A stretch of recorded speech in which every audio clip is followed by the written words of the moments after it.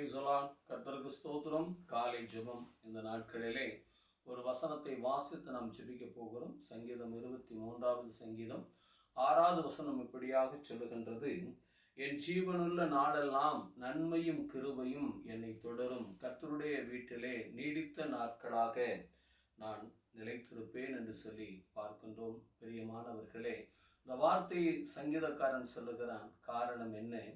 இந்த நாட்களிலே நாம் நமக்காக, நம்முடைய பிள்ளைகளுக்காக, நம்முடைய தேவைகளுக்காக நாம் அநேக காரியங்களை தேடுவதுண்டு.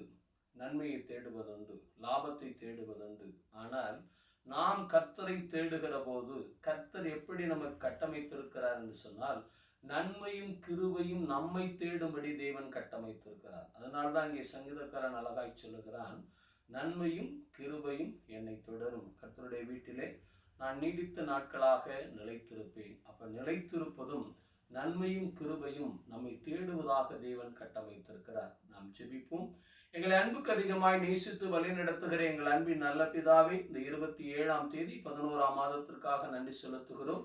இந்த நாட்களிலே கேட்ட வார்த்தையின்படி, வசனத்தின்படி கர்த்தாவே ஸ்தோத்திரம். ஆண்டவரே, இந்த ஜெபத்தை கேட்க போகிற ஒவ்வொரு பிள்ளைகளுடைய வாழ்க்கையிலும் நன்மையும் கிருபையும் அவர்களை தொடரட்டும் ராஜா. ஆண்டவரே, அவர்கள் நீடித்திருக்கட்டும், வாழ்ந்து சுகமாய் இருக்கட்டும். ஆண்டவரே ஏசப்பா, அவர்கள் தேவைகள் எதுவாக இருந்தாலும் சரி, திருமணம் முடிந்து குழந்தை இல்லாத அநேகர் கர்த்தாவே ஸ்தோத்திரம் இந்த நாட்களில் இருக்கின்றார்கள். திருமணம் முடிந்து கர்த்தாவே ஸ்தோத்திரம் குடும்பம் பிரிந்திருக்கிறவர்களை கூட நாம் பார்க்க முடிகிறது. இந்த நாட்களிலே அவர்களுக்கெல்லாம் நன்மையும் கிருபையும் ஆண்டவரே அவர்களை தொடரட்டும், அவர்களை சந்திக்கட்டும், அவர்களை ரட்சிக்கட்டும், அவர்கள் குடும்பமாய் சேர்ந்து வாழட்டும் தகப்பனே. ஏசப்பா ஸ்தோத்திரம். படிக்கிற பிள்ளைகளுக்கு ஞானத்தையும் கிருபையும் கொடுங்க. உழைக்கிற பிள்ளைகளுக்கு பலனையும் கிருபையும் கொடுங்க. சிறியோர் முதல் பெரியோர் வரைக்கும் தீர்க்காயுசையும் சுகபலனை கொடுத்து ஆசீர்வதிங்க. அருமை இரட்சகர் இயேசுவின் நாமத்தில் ஜெபிக்கிறோம். எங்கள் ஜெபம் கேளும் ஜீவனுள்ள நல்ல பிதாவே, ஆமென். அல்லேலூயா. கர்த்தருக்கு ஸ்தோத்திரம்.